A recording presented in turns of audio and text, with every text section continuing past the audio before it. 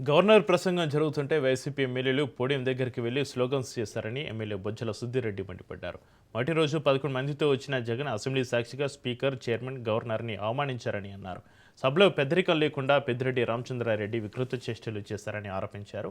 Assembly లోపల చూస్తే ఇలాంటి వాళ్ళని చూడడానికి సభకు వచ్చామా అనే విధంగా చేశారని దుయ్యబట్టారు. అలాంటి వారికి జీతాలు ఇవ్వకూడదంటున్న ఎమ్మెల్యే బొజ్జల సుద్దిరెడ్డితోటి మా ప్రతినిధి సంతోష్ ఫేస్ టు ఫేస్.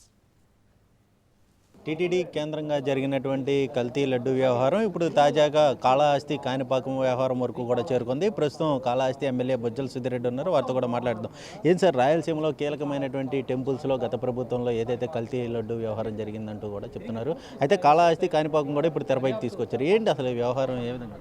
అన్న, ఇప్పుడు ఎవరైతే తిరుమలకి గీ సప్లై చేశారో 22 నుంచి 24 వరకు same party, same agency, same డోలేబాబు కావచ్చు, వినాయక ఏజెన్సీ, వాళ్ళు కూడా కాళహస్తికి కాణిపాకం కూడా వాళ్ళు సప్లై చేసినట్టు ఉన్నాయి ఎవిడెన్సెస్. సో ఆ రోజు జరిగిన ఎంక్వైరీ జరిగినప్పుడు కాళహస్తి ఇంకా ఈవెన్ కాణిపాకం కూడా డెఫినెట్గా వీళ్ళు సప్లై చేసారు, అదే గీ సప్లై చేసినారు కదా. దాని గురించి కూడా పేపర్లు రావడం జరిగింది. నేను కూడా ఈవో గారు తెప్పించి దర్యాప్తు చేయమని చెప్పాను. తీరా మొత్తం అన్ని డాక్యుమెంటేషన్ అనేది తీస్తే వాళ్ళే సప్లై చేస్తున్నారు. డెఫినెట్గా కాణిపాకం ఇంకా కాళహస్తిలో కూడా ఇది జరిగినందుకు మేము ఖండిస్తున్నాం. దాని తర్వాత దీని మీద ఒక సిట్ ఎంటైటీ కావచ్చు, సిబిఐ కావచ్చు, డెఫినెట్గా ఏ రకంగా తిరుమల చేస్తున్నారు అదే రకంగా కాణిపాకం శ్రీకాళహస్తి చేయాల్సిందే మేము డిమాండ్ చేస్తాం. అంటే లడ్డూలో జంతుకో కలిసిందా లేదంటే కెమికల్స్ వరకు జరిగిందా అని చెప్పేసి ఏ విధంగా రిపోర్ట్ వచ్చిందంటారు? దొంగలు ఏమైనా చెప్పేస్తారు. దొంగ దొరికిపోయిన తర్వాత దొంగతనం చేయలే అంటాడు. నమ్ముతావా నమ్మవా? రెడ్డైనా దొరికిపోయినాడు. రెడ్డైనా దొరికిపోయిన తర్వాత నేను దొంగ కాదంటాడు. కాదని వీడు ఎట్ట చేసాడు దొంగతనం, మంచోడా కాదని అప్పుడు నిదాయిస్తావా? పట్టుకొని నాలుగు పీకి లోపలేస్తావా? ఈరోజు హిందువులతో పాటు ముస్లిమ్స్ కూడా మనోభావాలు దెబ్బతిన్నాయి. ఎందుకంటే స్వామివారి ధర్మపత్ని బీబీ నాచారమ్మ, ఎవరు ఒక ముస్లిం యువతి, ఆమె కూడా అందరూ కూడా మారికి వచ్చి వినిపించుకుంటుంటే అందరూ కూడా బాధపడుతున్నాం. మేము కూడా తీసుకెళ్ళి ఆ లడ్లు ప్రసాదాలు మా ఫ్రెండ్స్ కావచ్చు, మా పిల్లలు కావచ్చు, మా ఫ్యామిలీ అందరికి ఇచ్చినాం. అంతెందుకు మీకు కూడా పంపించుంటాం ప్రెస్ వాళ్ళకి. అందరికీ కల్తీ హెల్త్ స్పాయిల్ అయిపోయింది. నిజంగానే డెఫినెట్గా దీన్ని ఒక ఫాస్ట్ ట్రాక్లో పెట్టుకొని కఠినమైన శిక్షలు వేయాల్సిందే. ఎందుకంటే ఇది మళ్ళీ రిపీట్ కాకూడదు. ఏ ప్రభుత్వం వచ్చినా ఎవరు వచ్చినా స్వామివారితో అయినా సరే ఎవరితో పెట్టుకోవాలంటే భయపడాలా. ఆ రకంగా ఒక కష్టమైన పనిష్మెంట్ వాళ్ళకి ఇవ్వాలని డిమాండ్ చేస్తారు. ఇటువంటి అంశాలపై కూడా ఇటు అసెంబ్లీ సాక్షిగా వేదికగా అయితే కనుక వారు మాట్లాడలేకపోతున్నారు. అంటే నిజంగా జరిగిందని చెప్తా ఉన్నారు. అంటే అటెండెన్స్ సైతం కూడా వేసి మొదటి రోజు వచ్చి అటెండెన్స్ వేసి వెళ్ళిపోతున్నటువంటి పరిస్థితులు కూడా నెలకొన్నాయి.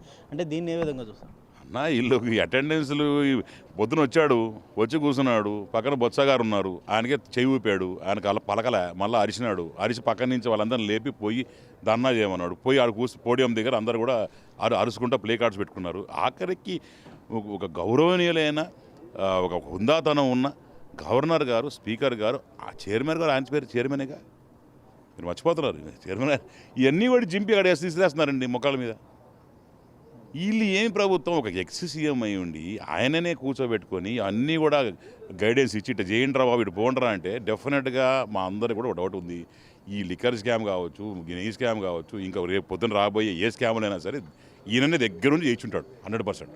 దానికి ఎటువంటి డౌట్లే ఈరోజు చూసిన తర్వాత మాకు. పైగా ఈ ఫేషియల్ రికగ్నిషన్ అన్నావు కదా, ఫేషియల్ రికగ్నిషన్లో మాత్రము చూస్తే ఈరోజు సంతకాలు అనే దాని వరవడికి ఫుల్ స్టాప్ పెట్టాము. ఎందుకు పెట్టాము? వీళ్ళు ఏం చేస్తున్నారంటే బయట నుంచి బయట సంతకాలు పెట్టి వెళ్ళిపోతున్నారు. ఈ దొంగలు దొరకాలని చెప్పి మరి ఈరోజు ఇవన్నీ ఏ టెక్నాలజీతో ఫేషియల్ రికగ్నిషన్ కావచ్చు, లోపల కూర్చున్నప్పుడు కావచ్చు, అవన్నీ కూడా ఏం మాట్లాడుతున్నారు ఏంటి అవన్నీ కూడా రికార్డింగ్ అవుతున్నాయి. రికార్డింగ్ అయిన తర్వాత నేను ఒకటే డిమాండ్ చేస్తున్నాను, మాకు వచ్చే 1,72,000 మాకు వచ్చే జీతం.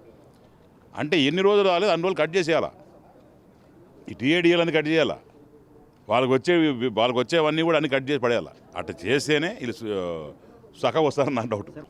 Thank you.